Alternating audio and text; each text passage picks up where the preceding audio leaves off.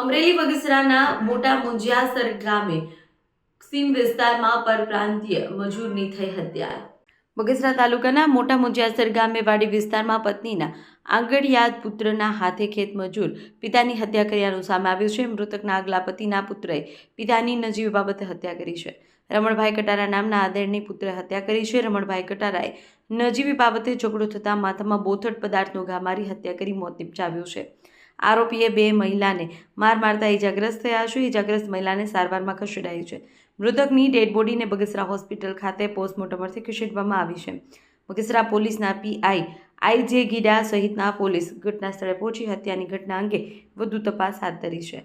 હત્યાની ઘટના અંગે પોલીસ ફરિયાદ લેવાની તજવીજ શરૂ કરાઈ છે। રિપોર્ટર સરફરાઝ ખોખર, વીજપડી, અમરેલી।